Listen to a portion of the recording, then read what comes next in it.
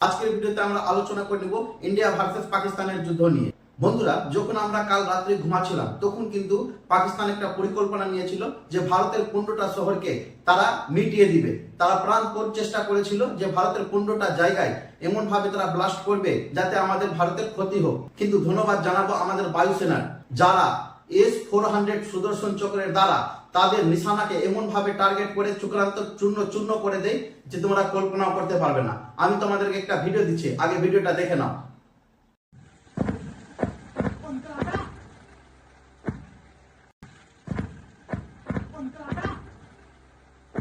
তো আপনারা ভিডিওটা দেখে নিশ্চয়ই বুঝতে পারছেন যে আমাদের ইন্ডিয়া কতটা পাওয়ারফুল রয়েছে।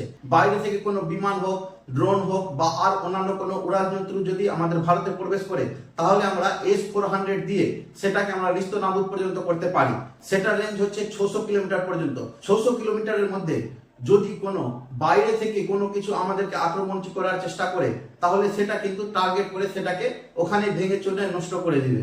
এই যে S-400 রয়েছে বন্ধুরা, সেটা মাত্র 5 মিনিটের মধ্যে অ্যাক্টিভ হয়ে যায় এবং নিজের কাজটাকে সম্পন্ন করে দেয়। এখন আমি ধন্যবাদ জানাবো আমাদের ভারত সরকারকে যে ভাগ্যিস এই যন্ত্রটা রুশ থেকে কিনেছিল, না হলে কিন্তু আমাদের এখানে আবার হামলা একটা হয়ে যেত, তাতে আমাদের কিন্তু বিশাল ক্ষতি হয়ে যেত।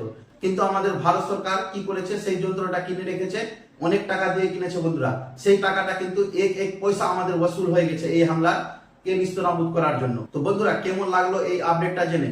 যদি আপনারা ইন্ডিয়ান হয়ে থাকেন এবং ভারতকে ভালোবাসতে থাকেন, তাহলে আমার ভিডিওটাকে শেয়ার করে দিন এবং আমাদের ইন্ডিয়ান আর্মিদের জন্য একটা লাইক করতে অবশ্যই ভুলবেন না। ধন্যবাদ।